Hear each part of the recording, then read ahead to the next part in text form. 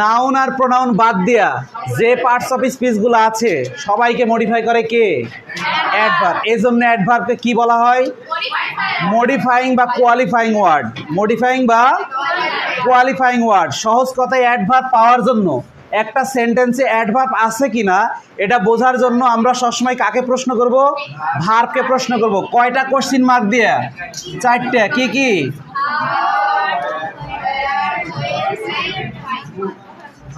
এই 4টা question mark. কথা বলো না। এই 4টা কোশ্চেন মার্ক দিয়ে যদি আমরা ভার্বকে প্রশ্ন করি, কাকে ভাই? ভার্বকে যদি প্রশ্ন করি তাহলে আমরা কি পাবো উত্তরে? অ্যাডভার্ব পাবো, তাই না? হাউ শব্দের অর্থ কি বলেছিলাম? কিভাবে, কেমন করে, কত। কিভাবে, কেমন করে আর কত। যদি তুমি ভার্বকে প্রশ্ন করো কিভাবে কাজটা করা হলো, যে উত্তর পাবে সেটা কি হবে? অ্যাডভার্ব। যদি বলা হয় যে হাসিব হাসিব ওয়াক্স, হাসিব ওয়াক্স, ঠিক আছে? Slowly slowly, Hasib wax. এই স্লোলিকে এবার ওয়াক্সকে প্রশ্ন করো হাঁটে কিভাবে? স্লোলি, তার মানে এটা একটা অ্যাডভার্ব। যদি বলি সাদিয়া, সাদিয়া একটা মেয়ের নাম, সাদিয়া রানস ফাস্ট। এবার রানস মানে দৌড়ানো, দৌড়ানোকে প্রশ্ন করো তো সাদিয়া কিভাবে দৌড়ায়?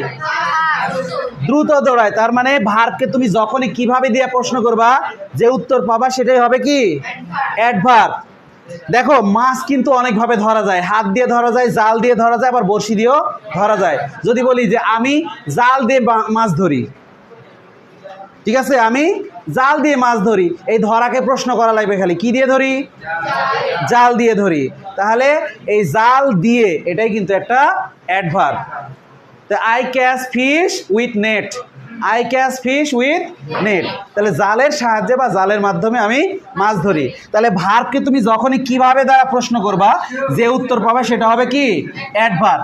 এরপরে হোয়ারের নিয়ম পড়িয়েছিলাম। হোয়ার মানে কি বলেন তো? কোথায়। তাহলে পৃথিবীতে যত টাইমবাচক শব্দ ভার্বকে মডিফাই করবে সবগুলোই কি হবে? অ্যাডভার্ব। যদি বলি মিনা গভীর রাতে ঘুমাতে যায়, মিনা প্রতিদিন গভীর রাতে ঘুমাতে যায়, এই ঘুমাতে যাওয়াকে প্রশ্ন করো কখন যায়? তাহলে গভীর রাতে, এটা হচ্ছে অ্যাডভার্ব।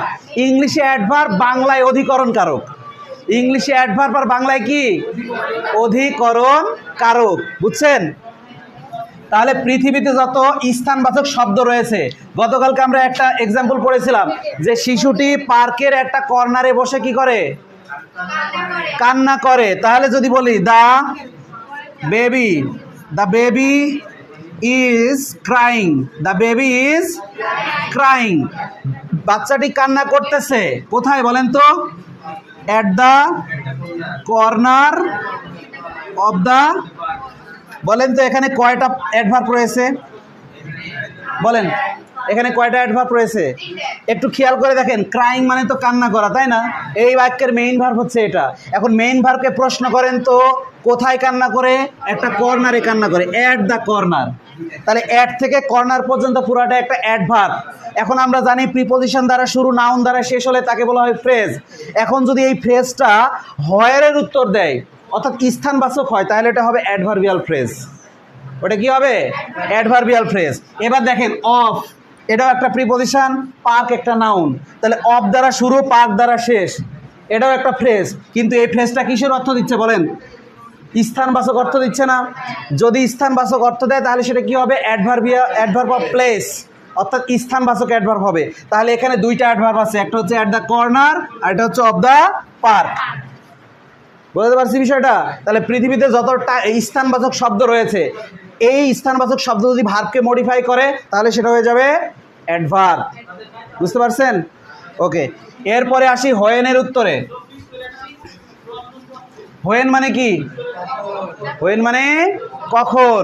তাহলে দেখো তো এরকম যদি বলা হয় যে he will go to America, সে আমেরিকায় যাবে ইন 2026, ঠিক আছে? 2026 সালে সে কই যাবে?